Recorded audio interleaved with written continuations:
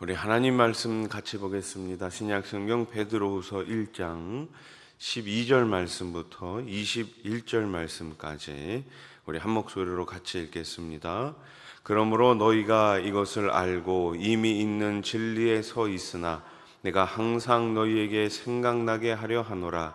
내가 이 장막에 있을 동안에 너희를 일깨워 생각나게 함이 옳은 줄로 여기노니 이는 우리 주 예수 그리스도께서 내게 지시하신 것 같이 나도 나의 장막을 벗어날 것이 임박할 줄을 알미라. 내가 힘써 너희로 하여금 내가 떠난 후에라도 어느 때나 이런 것을 생각나게 하려 하노라. 우리 주 예수 그리스도의 능력과 강림하심을 너희에게 알게 한 것이 교묘히 만든 이야기를 따른 것이 아니요 우리는 그의 크신 위엄을 친히 본 자라. 지극히 큰 영광 중에서 이러한 소리가 그에게 나기를 이는 내 사랑하는 아들이요 내 기뻐하는 자라 하실 때에 그가 하나님 아버지께 존귀와 영광을 받으셨느니라. 이 소리는 우리가 그와 함께 거룩한 산에 있을 때에 하늘로부터 난 것을 들은 것이라. 또 우리에게는 더 확실한 예언이 있어 어두운 데를 비추는 등불과 같으니 날이 새어 샛별이 너희 마음에 떠오르기까지 너희가 이것을 주의하는 것이 옳으니라. 먼저 알 것은 성경의 모든 예언은 사사로이 풀 것이 아니니 예언은 언제든지 사람의 뜻으로 낸 것이 아니요 오직 성령의 감동하심을 받은 사람들이 하나님께 받아 말한 것임이라. 아멘. 예수님은 다시 오십니다. 예수님은 하늘로 올라가신 그대로 분명히 다시 오십니다. 요한계시록은 예수님의 다시 오심을 이렇게 설명하고 있습니다. 각인의 눈이 그를 볼 것이다. 모든 사람들의 눈이 예수 그리스도께서 재림하실 때, 다시 오실 때 볼 수 있다는 것입니다. 재림을 통해 하나님의 구원 역사를 마침내 완성하실 것입니다. 그러므로 주님이 다시 오실 그날까지 우리는 어떻게 해야 할까요? 인내하며 기다려야 합니다. 긴 기다림 속에서 우리가 해야 할 일은 끝까지 진리의 말씀을 굳게 붙잡는 것입니다. 참된 진리를 부인하는 세상 속에서 우리가 말씀의 진리 안에 굳게 선다는 것은 어떤 모습일까요? 말씀을 붙들고 굳게 서기 위해 우리는 어떤 자세를 가져야 할까요? 첫째로 하나님 말씀을 끝까지 의지해야 합니다. 한번 따라해 보십시오. 끝까지 의지해야 합니다. 말씀 안에 굳게 선다는 것은 말씀을 의지하고 그 말씀을 내 마음속에 새기며 이 말씀을 다른 사람들에게 증거하고 자랑하는 거예요. 베드로는 아무나 할 수 없는 놀라운 영적인 경험을 했죠. 그는 변화산에서 예수님이 초월적인 존재로 변하셔서 모세와 엘리야와 함께 이야기하는 모습을 직접 보았습니다. 그리고 하나님이 친히 예수님을 내 사랑하는 아들이요 하나님의 마음에 합한 아들이라 말씀하시는 그 음성도 직접 들었습니다. 누군가 이러한 경험을 하게 된다면 이보다 더 극적인 영적 체험은 없을 것이라고 말하며 큰 자부심을 가질 것입니다.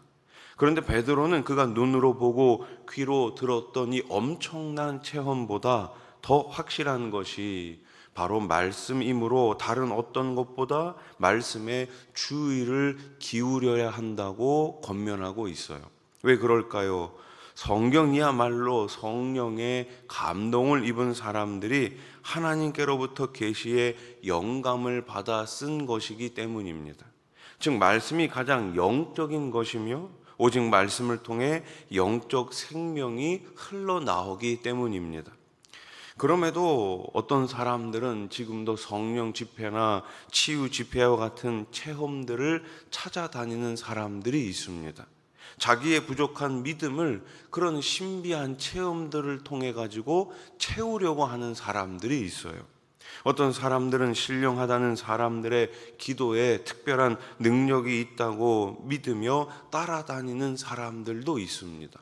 여러분, 왜 사람을 따라다닙니까? 그것은 마치 점 보는 데 가가지고 내 미래를 그 사람들에게 묻는 것하고 똑같은 거예요. 신비한 체험은 다른 것이 아닙니다. 말씀 안에 말씀을 듣고 말씀을 깨닫는 것이 우리 삶 가운데 가장 중요한 말씀의 변화임을 꼭 기억하시기 바랍니다. 다른 것을 기준으로 삼을 필요가 없는 거예요. 그러나 말씀 안에서 참된 진리를 배우고 그 안에서 진리를 깨닫는 것이야말로 더 확실한 영적인 체험인 거예요. 말씀 중심의 신앙이란 말씀 안에 그래서 굳게 서는 것입니다. 그 어떤 체험보다 말씀을 소중히 여기며 살아가실 수 있기를 소원합니다. 자, 둘째로 복음의 진리를 우리는 끝까지 신뢰해야 합니다. 베드로는 야고보와 요한과 함께 변화산에서 놀라운 체험을 경험하지요. 그들은 예수님이 밝게 변화되셔서 모세와 엘리야와 함께 이야기하는 것을 보았습니다. 그런데 초대교회 당시에 이 이야기를 교묘하게 꾸며낸 신화라고 비웃는 자들이 있었어요. 베드로가 체험한 것이 가짜라고 이렇게 비웃는 사람들이 있었습니다. 이러한 태도는 성경의 수많은 예언과 기적에 관한 말씀에 대한 불신자들의 일반적인 반응이기도 하죠. 어떻게 예수가 사람이 무리를 걸을 수가 있어? 어떻게 사람이 죽었다가 다시 살아날 수가 있어? 그러면서 예수님께서 행하신 모든 이적들, 예수님의 삶 자체를 부인하는 사람들이 있죠. 몇 년 전 미국의 유명 감독이 예수님의 무덤에 관한 다큐멘터리를 만들었습니다. 어떤 무덤에 남아있는 기록이 예수님과 마리아가 결혼해 아이들을 낳았다는 증거라며 만든 영상이었습니다. 여러분, 그런 얘기 한 번쯤 들어보지 않으셨습니까? 예수님하고 마리아하고 원래는 결혼한 사이다. 그 사이에서 애들이 있었다. 뭐 그런 얘기 한 번쯤 다 들어보시지 않으셨나요? 그 무덤을 발견한 고고학자조차도 황당하다고 평가한 이런 영상들을 어때요? 사람들은 매우 흥미롭게 생각하죠. 하지만 성경은 예수님을 신성과 인성을 가지신 하나님으로 분명히 선언하고 있습니다. 그러나 사탄은 사람들이 예수님을 훌륭한 스승 정도로 여기거나 십자가 위에서 실패한 혁명가로 평가하도록 미혹하고 있습니다. 여호와의 증인들은 예수님의 신성을 믿지 않죠. 자기들이 추종하는 교주가 재림 예수라고 주장하는 이단들도 얼마나 많이 있습니까? 이러한 거짓 가르침은 예수님이 다시 오실 때까지 계속 지속될 거예요. 하지만 예수님은 우리의 구주시며 왕이십니다. 그리고 완전한 하나님이시며 완전한 사람이시죠. 사람들에게 예수님의 신성과 인성에 대해 우리는 바르게 말할 줄 알아야 합니다. 그래야지 우리는 복음 위에 굳게 설 수가 있는 거예요. 말씀 안에 예수님의 모든 것이 담겨져 있습니다. 말씀 안에 우리가 믿는 모든 것들이 담겨져 있는 거예요. 그래서 말씀 안에 말씀을 굳게 붙들고 말씀을 배우기 위해서 애써야 하는 것이죠. 하나님은 눈에 보이지 않으십니다. 그래서 특별한 영적 체험들을 추구하며 여기저기 찾아다니는 사람들이 있어요. 하지만 성경 말씀을 깨닫는 것보다 더 확실한 영적 체험은 없습니다. 날마다 하나님의 말씀을 펼쳐 살아계신 그 하나님의 음성을 직접 들으실 수 있기를 우리 주님의 이름으로 축복합니다. 여러분, 성경이 한글로 기록되어 있다는 것이 얼마나 감사합니까? 그럼 아직도 성경이 라틴어나 아니면 성경이 처음 기록된 대로 헬라어나 히브리어로, 아니 좋아요. 성경이 만약에 영어로 기록되어 있다면 얼마나 힘들겠습니까? 아니 목사님, 그래도 요즘 AI 시대래 가지고 번역도 잘해주던데, 번역 요즘 참 잘해주고 있습니다. 우리는 그냥 펼치면 그냥 성경을 대할 수가 있잖아요. 마음껏 여러분 집에 성경 한 권 이상씩은 다 갖고 계시죠? 얼마나 좋습니까? 인터넷을 찾아보면 얼마든지 성경을 우리가 또 읽을 수 있지 않습니까? 여러분 리딩 지저스 얼마나 좋습니까? 12시 땡 되면은 카톡으로 오늘 읽어야 될 분량이 딱 전달되지 않습니까? 말씀을 우리가 대할 수 있는 가장 좋은 시대에 살고 있어요. 여러분이 말씀을 우리 삶 가운데 가장 소중히 여기시기 바랍니다. 제가 지금 이번 우리 생명 제자 훈련을 하고 있는데, 저희 생명 제자 훈련 반은 이 말씀을 오늘 읽어야 될 리딩 지저스 말씀을 읽고 그 말씀 가운데 가장 내 마음에 감동이 되는 성경 구절 한 절을 이 단톡방에 카톡방에 올리는 게 그날의 숙제예요. 그러면 이제 오늘 말씀을 읽고 한 절 혹은 두 절 말씀을 다 올려주십니다.